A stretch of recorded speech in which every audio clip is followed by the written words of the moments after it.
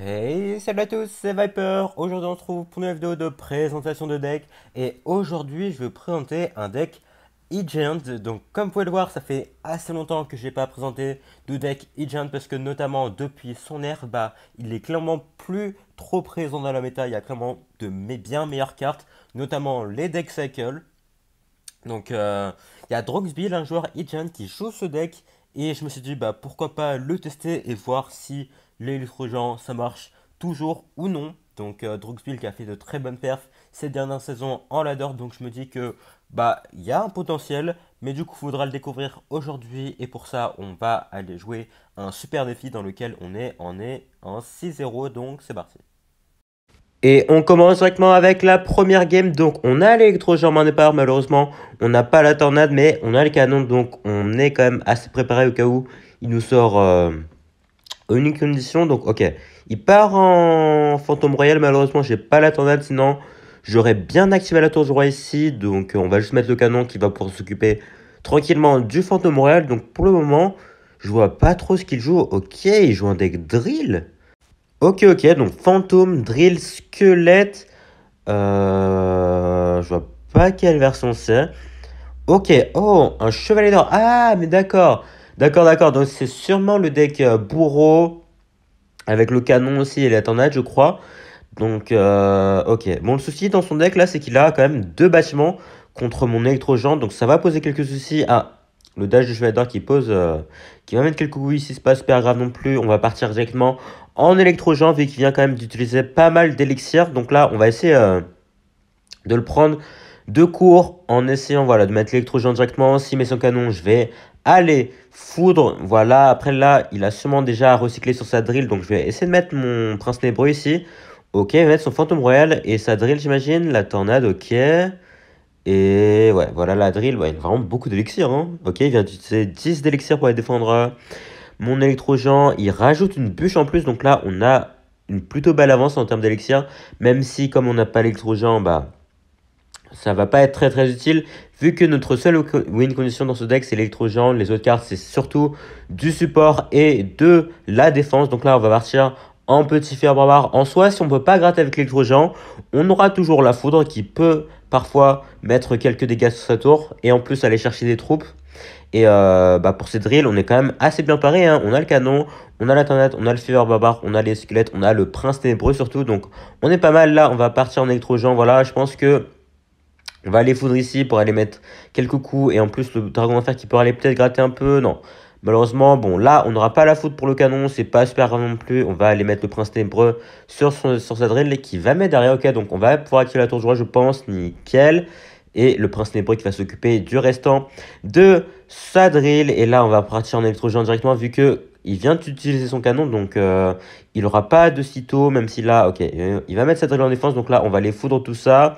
La foudre qui va pas prendre la drill malheureusement. Et il va pouvoir mettre son canon ici. Voilà. Bon, comme je vous ai dit, ça va vraiment être super difficile d'aller passer ces deux bâtiments avec mon électrogène. Mais le truc, c'est que vous voyez que petit à petit, on gratte avec la foudre. Et au final, on prend une plutôt belle avance. Donc voilà. Il va partir en drill, ok. Ok, ok, c'est assez agressif. Le prince ténébreux qui va s'occuper de ça. Et là, on va repartir en électrogène au pont vu qu'on a un plutôt bon counter push. Et on va aller foudre juste son bourreau, voilà.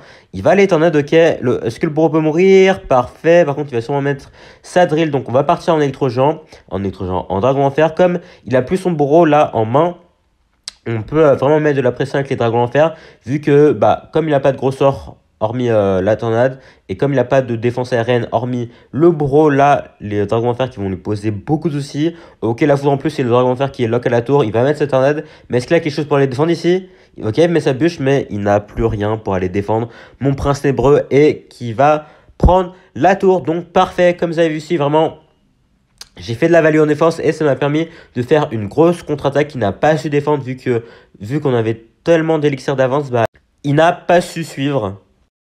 Et on repart directement pour la prochaine game, auquel l'adversaire qui perd pas son temps et qui part directement en fût à gobelin. Donc bon, honnêtement, si c'est le deck Lockbait Maître Mineur, on est vraiment dans la merde parce que voilà, il a le canon, il cycle super rapidement. Je sais pas si je joue la version, ok, on va... Ok, merde, j'ai cru que c'était une princesse. Je voulais pas vraiment faire ça, mais d'accord. Au moins, le maître mineur qui va se faire gérer tranquillement. Donc, le canon qui part, le canon qui est vraiment bah, la meilleure défense actuellement. Donc, on va aller foudre ça, je pense. Comme ça, l'électrogène qui pourra mettre un peu de pression. Ok, il va mettre. Ok, donc il joue Dart. Par contre, ça va être un souci. Est-ce que il va repartir en maître mineur devant? Putain, mais il a vraiment beaucoup d'élixir. On va partir en prince ténébreux ici. Ah. Le prince ténébreux qui tapait pas en zone. Et on n'a plus d'élixir pour son fusil à gobelin. Alors voilà, bon, je crois que c'est déjà perdu. En seulement une minute de jeu, notre tour qui est à moins de 1000 points de vie.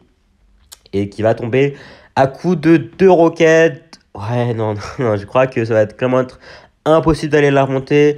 Parfois, voilà, je dis que faut pas abandonner, mais honnêtement, ce match-up, je pense que c'était vraiment un match-up qui est quasiment impossible. Parce qu'en fait, il cycle super rapidement, vous avez rien pour aller gérer un dart. Certes, vous avez le feu à gobelin, le feu à barbare pour aller gérer le feu à gobelin. Mais le souci, c'est qu'il gère votre électrogent super facilement. Et il cycle super rapidement. Et en plus, le canon qui gère très très bien un électrogent. Donc honnêtement, je vois pas trop ce qu'on va pouvoir faire ici. Donc là, voilà.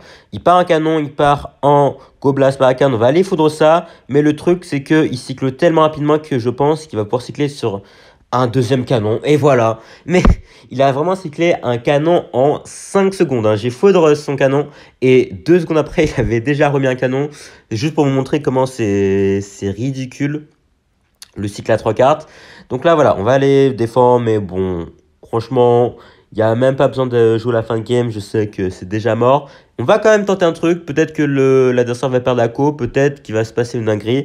On ne sait pas, donc là en tout cas, on va aller mettre le canon ici, on va mettre le dragon d'enfer, plus les squelettes pour aller attirer le maître mineur. Donc là, honnêtement, il n'y a même pas besoin d'aller foudre le canon, puisque il a déjà recyclé sur notre canon, donc c'est totalement inutile malheureusement. Et là par contre, attendez, on a un petit counter push. Ok, il a déjà remis un canon. On va essayer de mettre un électro-jampon. Mais le truc, c'est que dans 2 secondes, bah, il aura déjà remis un canon. Donc, c'est totalement inutile. En plus, là, les gobelins qui ont gratté un peu, malheureusement. Et voilà, il a déjà recyclé sur un canon. Bon, l'électro-géant qui se fait vraiment malmener dans ce match-up. Hein. On ne peut rien faire avec l'électro-géant. Malheureusement, on va essayer de défendre ici. Ok, petit prince ténébreux.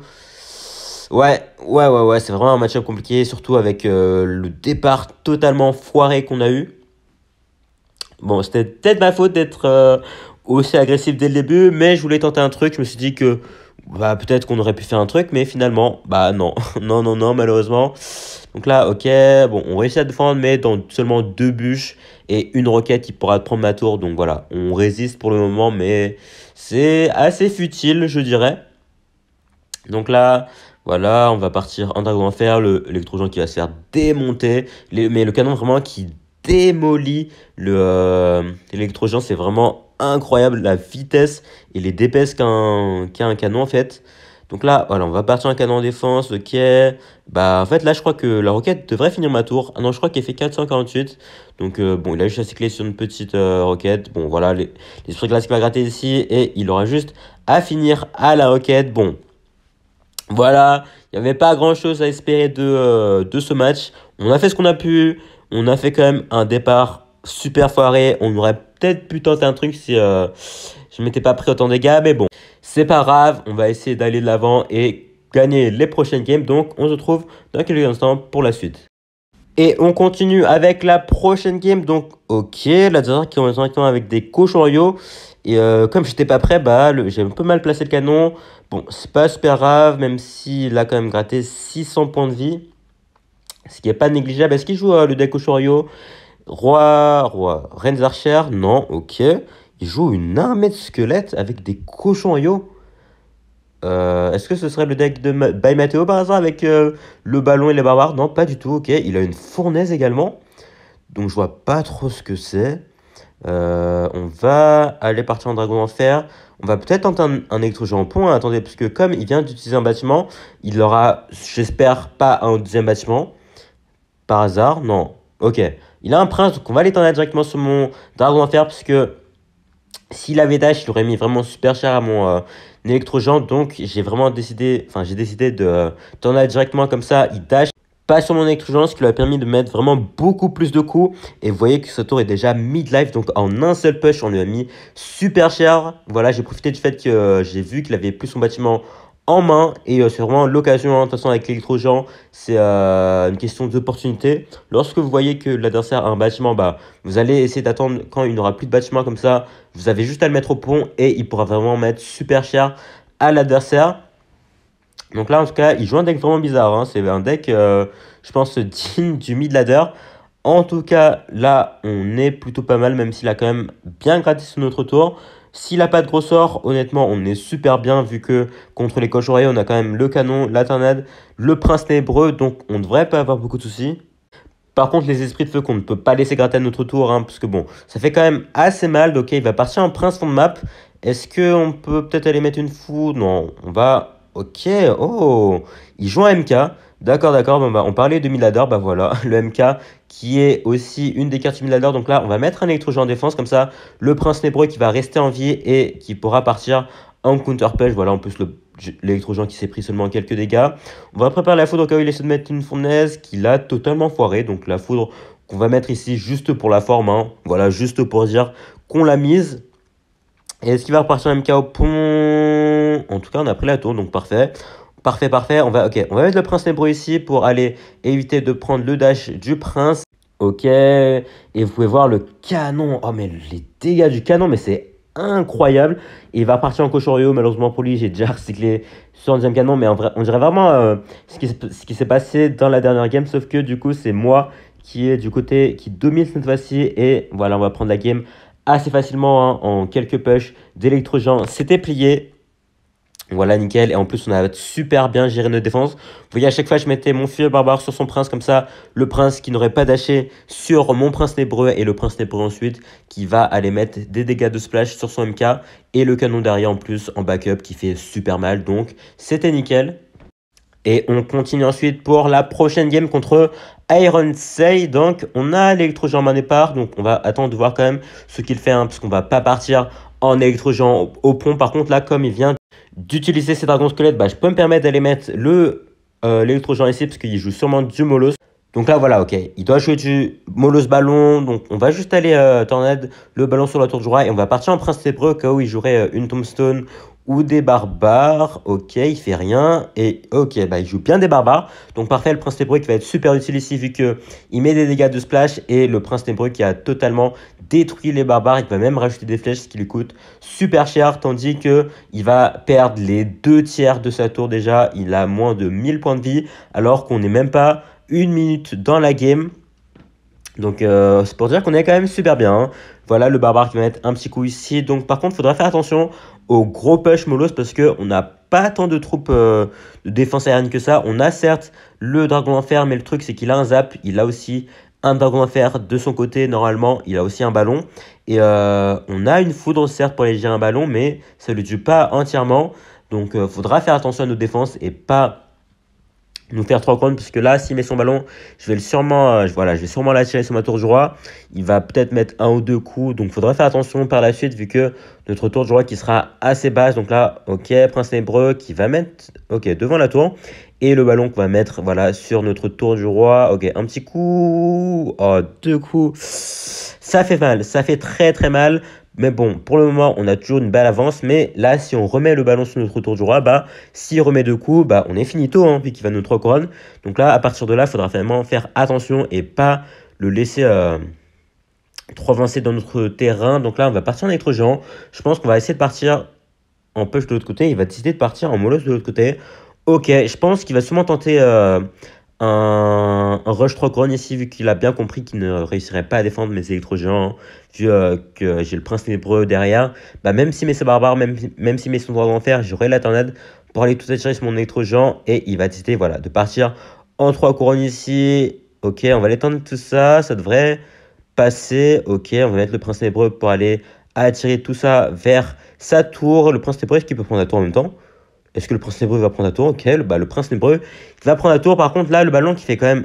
Voilà, qui fait assez peur ici. On va mettre le canon que j'ai totalement foiré. Mais attendez, mais ce tour du roi est en train de fondre là, attendez. Il s'est concentré en attaque, mais il a pas du tout fait attention à la défense là. Mais l'électrogène qui va finir... Mais l'électrogène qui vient de finir la tour à lui tout seul. Ok. Ok, ok, bah finalement, bah, c'est moi qui ai gagné le rush 3 cornes.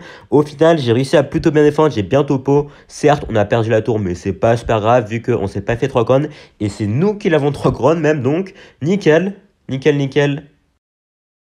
Et j'avais pas vu, mais on est actuellement en 11-1, donc on a potentiellement la game des deux victoires juste après. Donc on se retrouve dans quelques instants pour ce qui j'espère va être la game finale.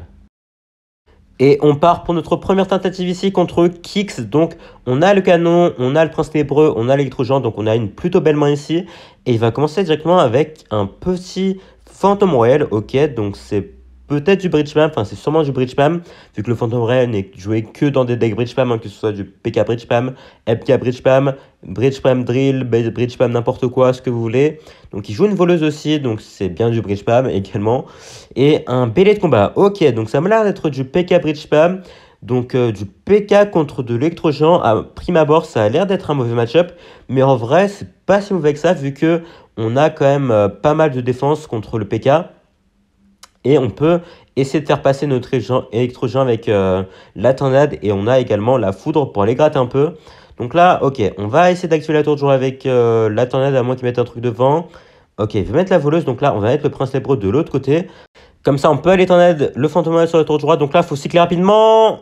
Ok, le canon qui arrivait vraiment au dernier moment, mais au bon moment, vu que j'ai réussi à stopper la charge du bêlet de combat. Sinon, ça aurait fait assez mal ici.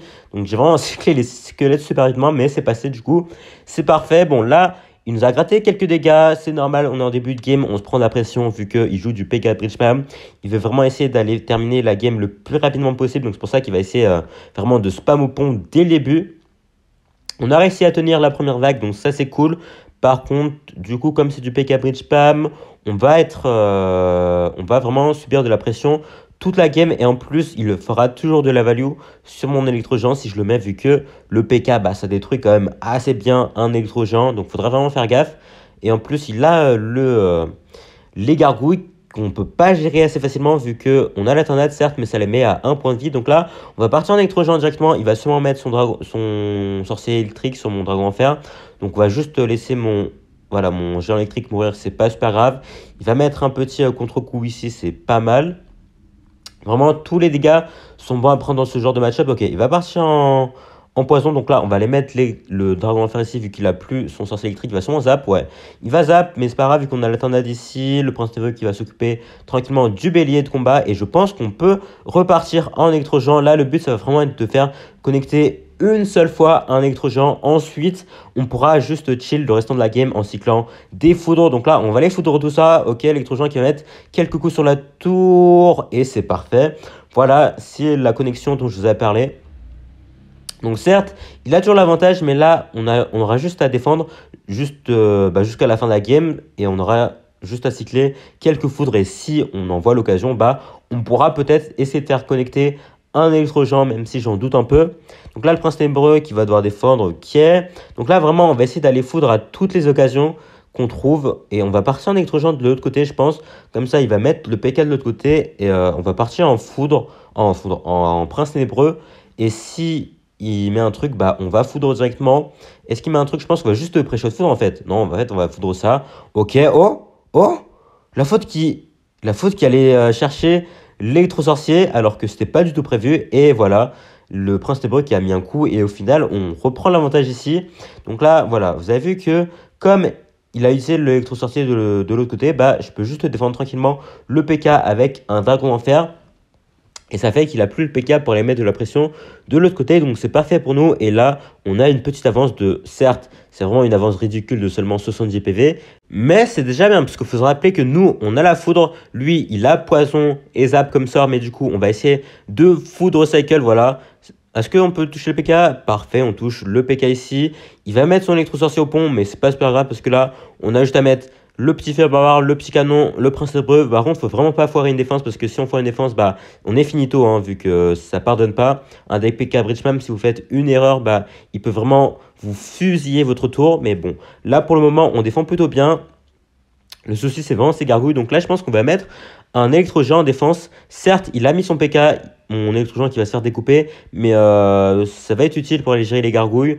En plus, le dragon de fer, bah, comme il y a l'électro-géant sur la map, il se fait pas focus par l'électro-sorcier. Et on va aller foudre ici, ok. En plus, on peut aller chercher la voleuse, nickel. Et là, voilà, on a une avance de 500 PV. Il reste plus que 10 secondes dans la game. On aura le temps d'aller cycler sur une dernière foudre, même si on n'en a même pas l'utilité ici. On peut juste aller défendre tranquillement un poison plus en zap. Ça ne fera pas assez. Et voilà, on va prendre la game contre un deck PK Bridge Spam en ayant seulement joué quelques électro-géants de la game. Voilà, là, notre win condition, on peut dire que c'était la foudre. Parfois, bah, on peut foudre cycle si on n'a pas d'autre moyen de passer. Et c'est ce qui s'est passé ici. Donc, parfait. Les 12 victoires qui tombent, un petit 12-1, ça fait plaisir. Et oh, un petit joker légendaire dans le coffre des 12 victoires, ça fait plaisir. Bon, pas de champion légendaire, c'est pas étonnant. En tout cas, les 12 victoires qui tombent avec ce petit deck électro-géant qui est vraiment pas mal. Hein. Bon, je pense que, voilà, je peux affirmer un truc, c'est que ce deck électro-géant n'est vraiment pas fou contre les decks cycle. Après, je pense qu'on s'en sort plutôt pas mal quand même contre, par exemple, un deck Géant Squelette Reine. Mais bon, on n'en a pas rencontré. Mais bon, en tout cas, on va se laisser ici. Merci à tous d'avoir suivi la vidéo. Si ça vous a plu, n'hésitez pas à lâcher un like, vous abonner et à laisser un commentaire surtout. Porte bien. Ciao.